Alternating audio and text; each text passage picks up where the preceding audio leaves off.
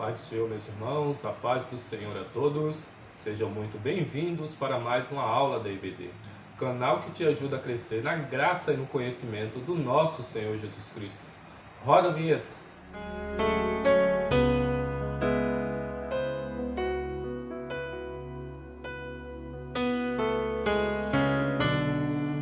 Bem, meus irmãos, já estamos de volta para dar mais uma aula da IBD. Aula de número 2 do nosso primeiro trimestre de 2021, onde estamos estudando a revista Conhecendo, ou melhor, o verdadeiro pentecostalismo, conhecendo um pouco mais sobre o Espírito Santo de Deus. Bem? E diz aqui, a atualidade da doutrina bíblica sobre a atuação do Espírito Santo. E nessa segunda aula, a nossa lição de número 2 é a seguinte: a atuação do Espírito Santo no plano da redenção. O nosso textual está lá em Atos, capítulo 9, versículo 31, que nos diz o seguinte: assim, pois, as igrejas em toda a Judéia e Galiléia e Samaria tinham paz e eram edificadas e se multiplicavam, andando no temor do Senhor e na consolação do Espírito Santo. Amém? Glória a Deus. E a nossa verdade prática vai nos dizer o seguinte: a atuação do Espírito Santo é contínua e dinâmica na igreja, na vida dos crentes, e os conduz desde a convenção até o final da jornada cristã, né? Ou seja, o Espírito Santo está conosco todos os dias, como disse Jesus, até a consumação dos séculos, né? Para aqueles que ainda não conhecem o Espírito Santo, o Senhor Jesus, através do Espírito Santo, quer salvar a tua vida para tu passar a conhecer quem é esse ser tão maravilhoso, né? Que foi prometido desde a antiguidade. E após a festa de Pentecostes, lá no capítulo 2 do livro de Atos, vem atuando sempre, né? Corriqueiramente, continuamente, vem atuando. Bem? Antes ele atuava em alguns, né? Para alguma obra específica. Hoje ele está conosco todos os dias, nos ensinando, nos exortando, nos livrando, nos fazendo lembrar, como disse Jesus, das suas palavras, do seu ensinamento, né? Nos consolando. Glória a Deus por isso. A nossa leitura bíblica em classe vai estar lá no capítulo 16 do livro de João, versículos do 7 ao 13. Né? Glória a Deus. O nosso primeiro tópico vai nos falar um pouco sobre o Espírito Santo como promessa, né? Como falei há pouco, ele foi prometido lá no Antigo Testamento já, que viria, né? Que viria. Lá ele atuava em ministério, alguns ministérios ele atuava na vida dessas pessoas, como ministério de profeta, de reis, de sacerdote, né?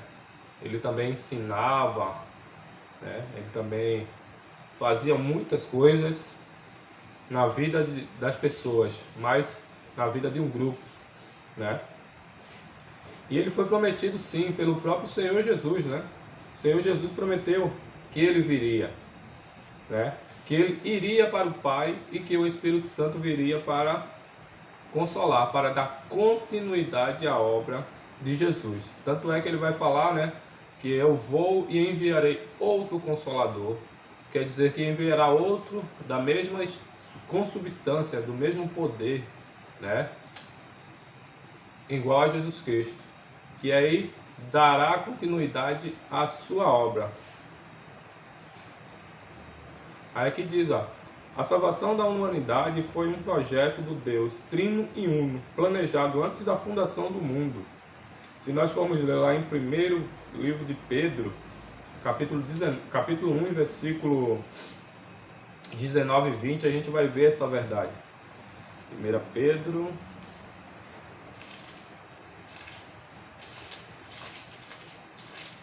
Nós veremos que antes de fundar o mundo, Deus já teve um plano, já elaborou um plano maravilhoso para quê? Para salvar a humanidade, né? Salvar a humanidade como um todo. 1 Pedro, capítulo 1. Vou ler aqui para os irmãos. Pedro, capítulo 1, Primeiro livro de Pedro, capítulo 1, versículo 19. Que vai dizer aqui, ó: mas com o precioso sangue de Jesus, como de um cordeiro imaculado e incontaminado, o qual, na verdade, em outro tempo foi conhecido,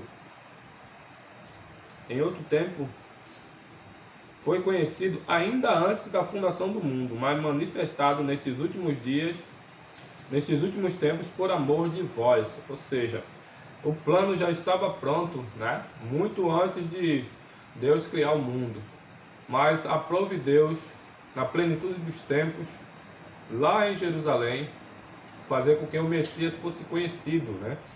E assim ele apresentasse o reino de Deus para a humanidade.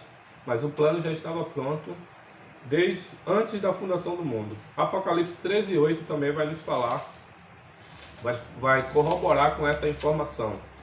Ele diz o seguinte, ó: e adoraram-na todos os que habitam sobre a terra, esses cujos nomes não estão escritos no livro da vida do Cordeiro, que foi morto desde a fundação do mundo, né?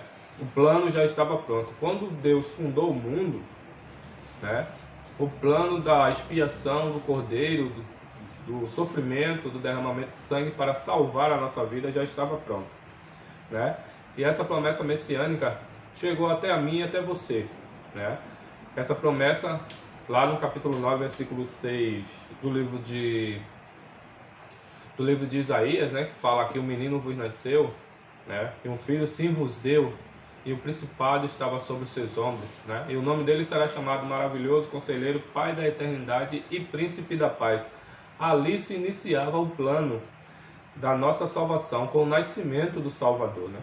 Glória a Deus por isso. E essa promessa, ela foi cumprida, né? Ela foi cumprida no próprio Cristo quando ele veio. E isso vai envolver, quando foi feito este plano, envolveu a Trindade, né? Envolveu o Pai, o Filho e o Espírito Santo. Vamos ler ali no capítulo 1, versículo 2 de 1 Pedro. Voltar lá para Pedro de novo. 1 Pedro, capítulo 1, versículo 2. Que diz o seguinte, ó: eleitos segundo a presciência de Deus, Pai, em santificação do Espírito, para a obediência e aspersão do sangue de Jesus Cristo. Graça e paz vos seja multiplicada, né? Promessa messiânica envolveu os três, né? Eleitos segundo a presciência de Deus Pai, em santificação do Espírito Santo e na aspersão do sangue de Jesus Cristo, né? O Deus Triuno estava envolvido, estava cooperando para salvar a nossa vida, para elaborar um plano, porque sabia que o ser humano ele ia pecar e ia ficar afastado do Deus Todo-Poderoso, né? Ia ficar afastado dos planos de Deus. Consequentemente, o Deus Todo-Poderoso, que vê, né, o futuro, é o Deus onisciente, que conhece todas as coisas, já elaborou um plano para que naquele acontecimento já tivesse uma solução. E qual é essa solução? É Jesus Cristo, o único Salvador da humanidade. E quem é que faz esse convencimento? É o Espírito Santo. Lá no capítulo 14, versículo 8 de João, vai dizer que é Ele quem convence o homem do pecado, da justiça e do juízo, né? É só Ele e mais ninguém, né? Por isso, uma certa feita, Jesus disse: eu sou o caminho, a verdade e a vida. Ninguém vem ao Pai senão por mim, né? Se não for por Jesus, ninguém vai ao Pai, né? Na verdade, não é? Capítulo 16, versículo 8, né? Que diz o seguinte: que quando ele vier, convencerá o homem do pecado, convencerá o mundo do pecado e da justiça e do juízo. Amém? Fazendo a correção aqui, é capítulo 16, versículo 8, e não 14, 8, como eu falei. Então, este plano, este Salvador, que já foi prometido desde lá, da antiguidade, desde a fundação do mundo, na verdade, a qual eu leio os versículos aqui, e a sua promessa veio se falando em toda a antiga aliança, no Antigo Testamento, né? E depois no Novo Testamento, aprove Deus e quis Deus que fosse naquela data, naquela época, né? Apresentar o Salvador e assim o seu evangelho ser pregado por ele próprio, ser ensinado às nações. E posteriormente pelos apóstolos, depois por missionários e até chegar em nós, né? Essa promessa do Messias, essa promessa do Messias e depois o Espírito Santo prometido pelo próprio Messias, que estaria conosco todos os dias, que estariam em nós, né? Que estariam consolando, nos exortando e nos ensinando. Isso foi prometido e se cumpriu lá na festa de Pentecostes, né? E até hoje, né? E assim continuará até a consumação do século, até que tudo acabe, até que tudo termine, né? Até que possamos encontrar com o nosso Deus, com o Deus Trino Uno. O Espírito Santo estará fazendo o trabalho de convencimento, um trabalho de ajuda, de ensinar, de fazer lembrar. Amém?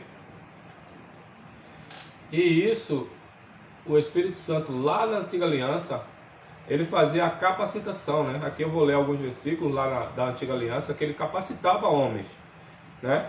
E aqui eu vou ver, ó, para obras específicas, como um profeta.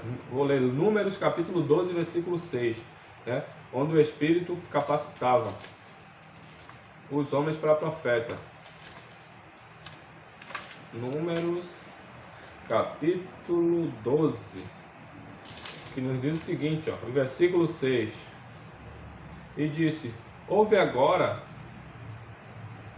as minhas palavras. Se entre vós houver profeta, eu, o Senhor, em visão, a ele farei conhecer, ou em sonhos falarei com ele.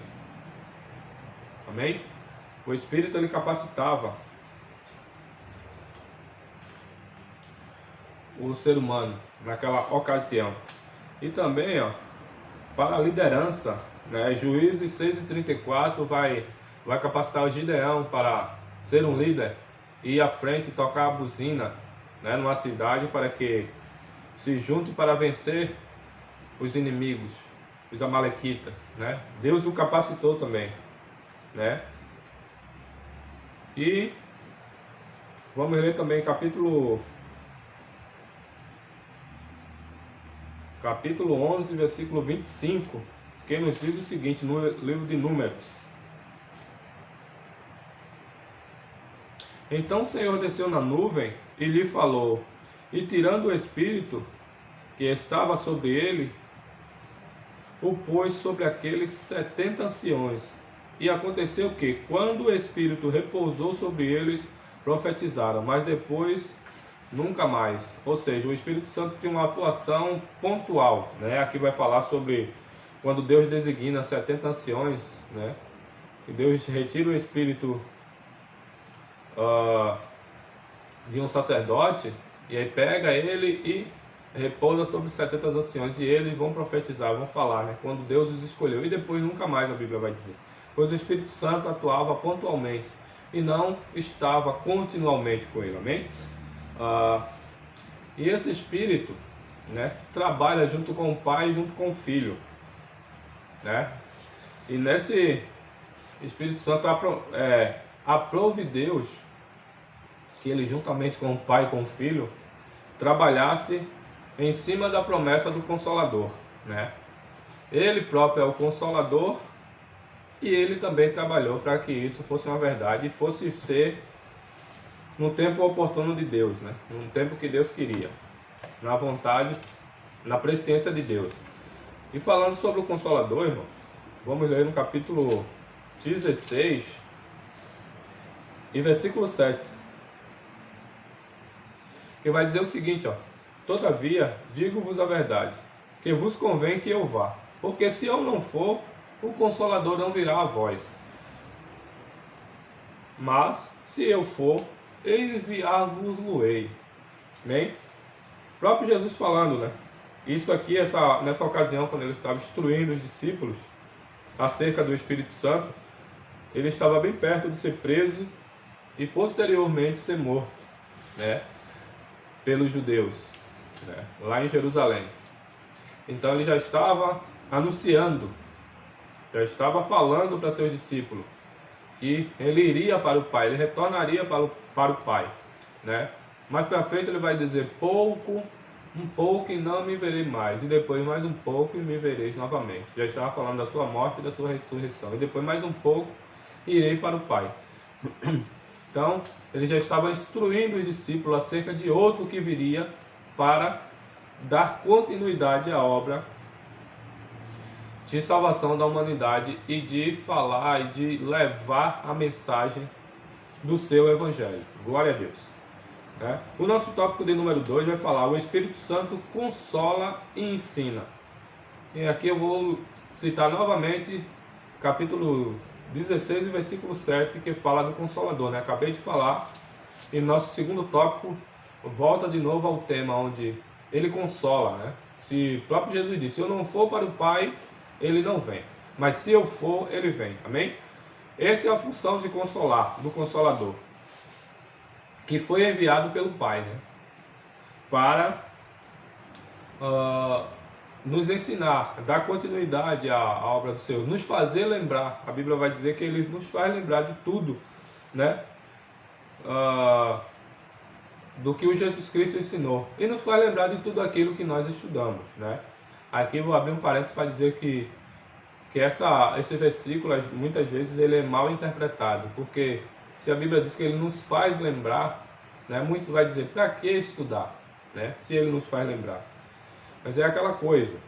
Vou usar um exemplo aqui da escola. Antes de tu fazer uma prova, tem todo o ensino, tem todo o estudo, que quem está à frente, o mestre, vai te passar. E depois do mestre te passar todo o conteúdo de uma matéria, daí, como é que ele vai te fazer lembrar, no caso da escola, fazendo uma prova em cima daquele assunto que te foi ensinado. Então o que acontece? Se tu estudou aquele assunto, se tu te preparou, se tu estava em todas as aulas, quando cair naqueles tópicos, aquele assunto que tu estudou, certamente o teu subconsciente, que está guardado lá, todas as tuas memórias, te fará lembrar de todas as coisas. E assim tu terá um bom aproveitamento na tua matéria, na tua prova. Assim é o Espírito Santo. Ele nos faz lembrar sobre todo o acontecimento bíblico, do sofrimento de Jesus antes, no Antigo Testamento. Agora, para que isso seja uma verdade, que isso esteja guardado na nossa memória, no nosso subconsciente, é necessário que nós estudemos. Por quê? Porque se nós não estudamos, se nós não lemos, e ele nos faz lembrar, ele está fugindo de um dos seus atributos principal, que é a verdade.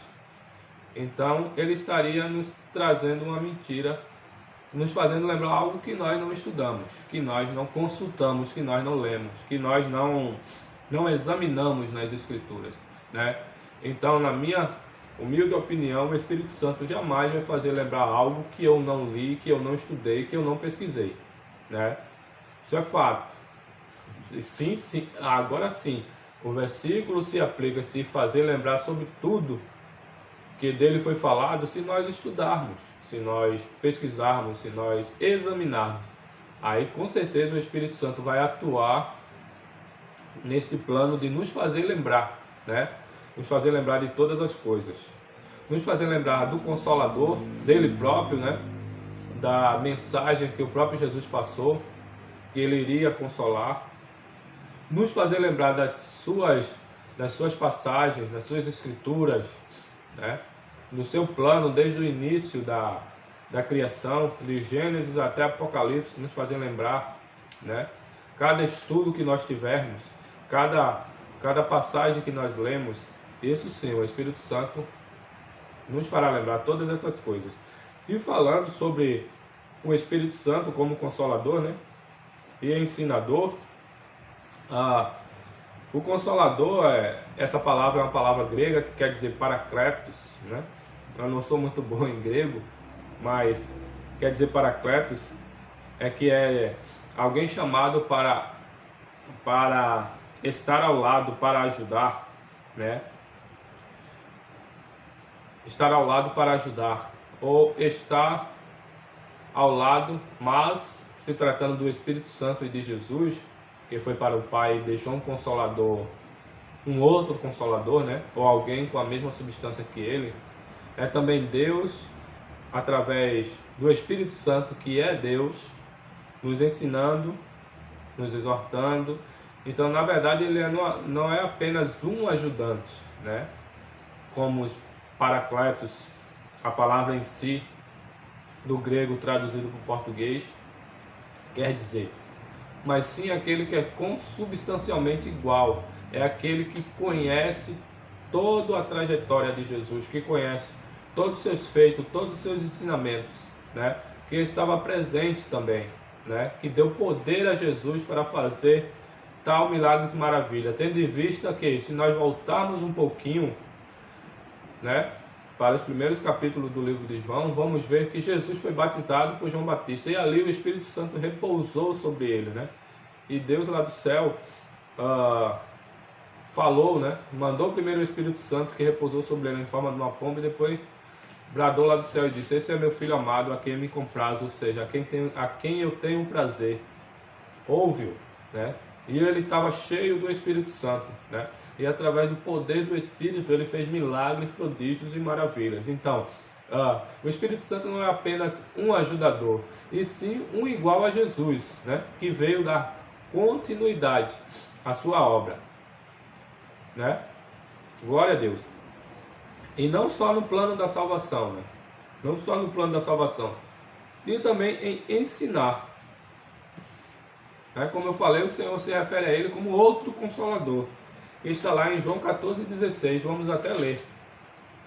Ele diz o seguinte: e eu rogarei ao Pai, e ele vos dará outro Consolador, para que fique convosco para sempre.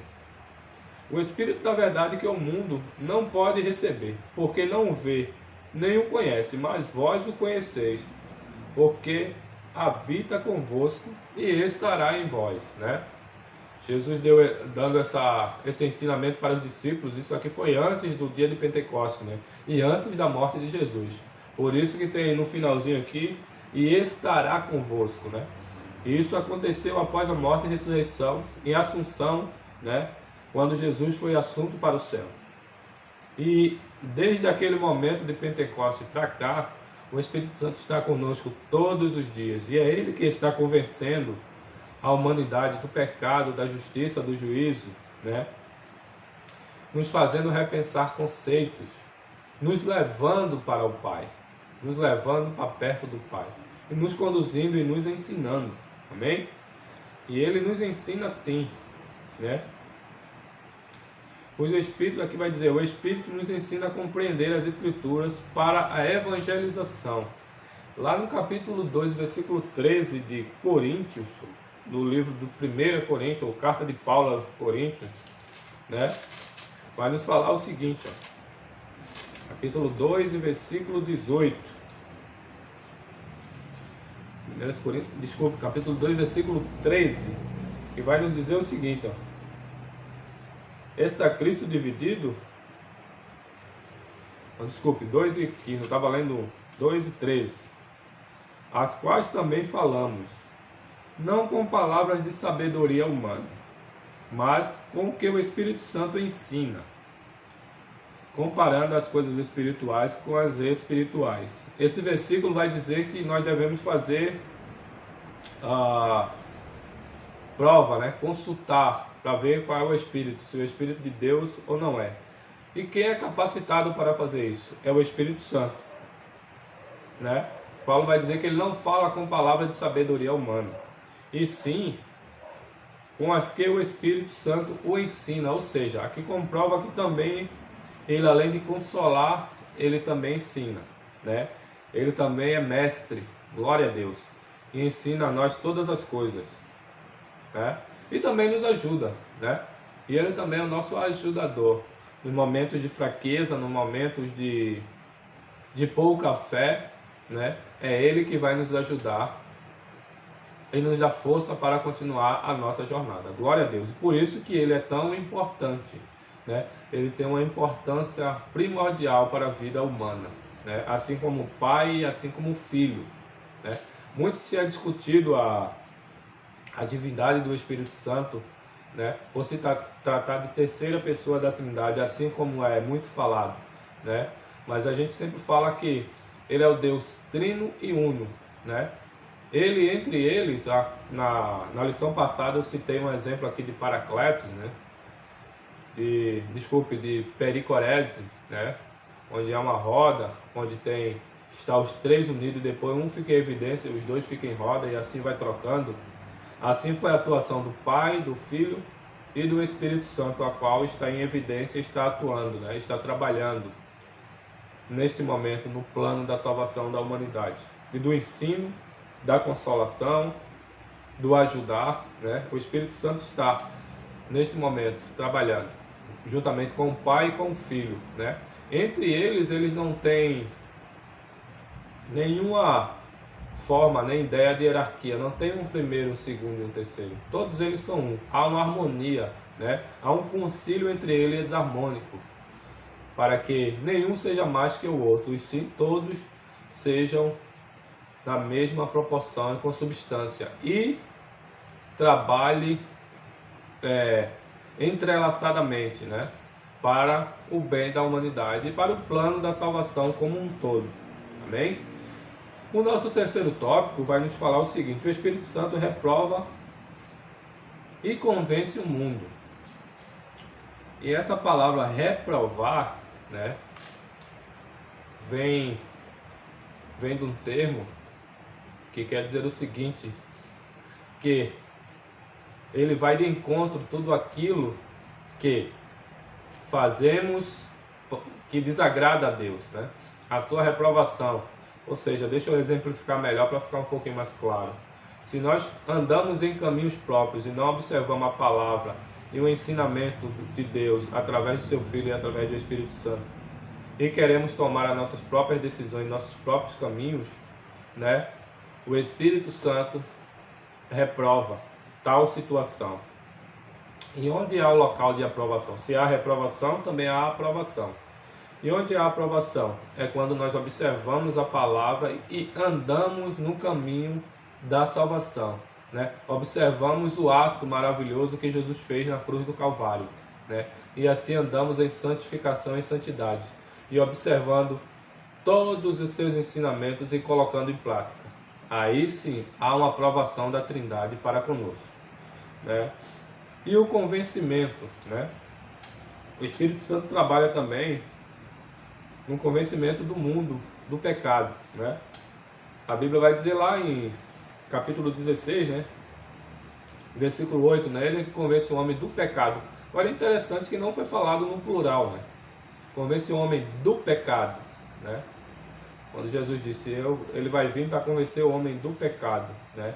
E aqui, especificamente quando Jesus estava falando, ele estava falando do pecado da incredulidade, porque ele vai dizer posteriormente, né? Do pecado por quê? Porque não crê em mim. Vamos ler? Capítulo 16 de João. Vou voltar um pouquinho aqui.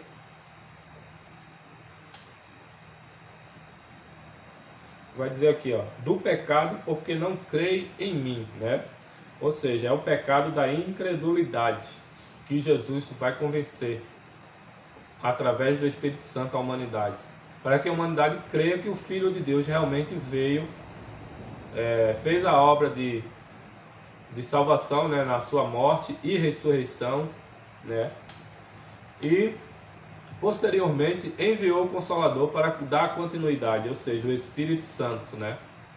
E ele vem nos convencer desse pecado, né? E também dos outros, né? Mas ele aqui especificamente Jesus vai falar desse pecado, do pecado da incredulidade, porque ele não crê, eles não criam, né?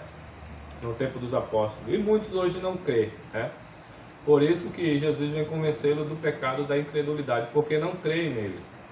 E também vai falar na questão de convencer o homem, não só do pecado, né? Mas também da justiça. Mas que justiça? O Espírito Santo também convence o mundo da justiça. Mas que justiça é essa? No nosso próximo versículo, capítulo 16, versículo 10 vai dizer, ó, da justiça, porque vou para meu Pai e não me vereis mais. A justiça era o próprio Cristo. Vai convencer da justiça do Cristo justo, que fez a obra perfeita. E aqui vai ter eu grifei uma parte bem interessante. É por meio do Espírito Santo que todos nós chegamos à convicção de que necessitamos da salvação. Ou seja, dessa justiça salvífica que nós necessitamos, quem nos convence é o Espírito Santo, né? É através dele que nós vamos conhecer a justiça de Cristo, né? Vamos conhecer a justiça, o Cristo justo, né? Que se fez injusto para nos salvar, onde a Bíblia faz menção, né? Que o justo se fez injusto, se tomou sobre si os nossos pecados, as nossas dores e os nossos sofrimentos, para que nós fôssemos livres, fôssemos salvos, né? E também vai falar que nossos pecados, ó, o comentarista aqui vai dizer, ó, fala sobre julgamento, né? Justiça vai falar sobre julgamento, né? E também não só, como falei há pouco, do Cristo justo, mas os nossos pecados foram julgados em Cristo na cruz. E Satanás perdeu as multidões do mundo que vieram a Jesus pela ação do Espírito Santo, né? Ou seja, a justiça salvífica, né? O justo que se fez injusto. Essa sua justiça, esse seu caminho, esse seu, como é que eu posso encontrar uma melhor palavra? Esse seu ato justo fez com que eu, que era injusto, me tornasse justo a partir do momento que eu aceito, né? Que o Espírito Santo me convence que eu aceito a salvação e o Salvador. Amém? Assim minha vida é transformada e aí o inimigo vai me perder. Graças a Deus que Cristo me ganhou. E assim como quer ganhar você também, né? Como quer ganhar a tua vida. Vem para Jesus, né? Ele tem um plano também maravilhoso. O plano dele também é para você. Também é para a tua vida, né? É para a tua família. É para os teus amigos, é para todo mundo. Basta querer, basta dizer sim para Jesus, né? Que o Espírito Santo vai lá entrar e vai fazer morada, né? E vai te ensinar, vai te ajudar, vai consolar, né? Vai fazer coisas maravilhosas, vai trabalhar ao teu favor. E por fim, né? Se tu permanecer fiel até o final, tu ainda herdarás o céu para sempre. E este mundo de dor, de sofrimento, de tristeza, de angústia, tudo isso ficará para trás, pois mais já não mais vai importar, porque nós não vamos lembrar mais de tão sofrimento, porque a vida vai ser tão boa e tão gloriosa, e a vida eterna, né? Nós não teremos mais esse corpo que, com o passar dos anos, vai ficando cansado, nossas células vão morrendo, nós vamos ficando o corpo raquítico, corpo fraco, e as doenças vêm nos abalar, né, nos entristecer também. E isso não vai acontecer mais, graças a Deus. Quando tudo se findar, quando a obra for consumada, que o Espírito Santo vai estar lá todos os dias até a consumação do século, até a consumação desses acontecimentos, de todos os acontecimentos, né, nós receberemos, né, uma morada e conheceremos o Pai como Ele realmente é, né? Glória a Deus. E isso tudo é para ti também. Amém? Glória a Deus.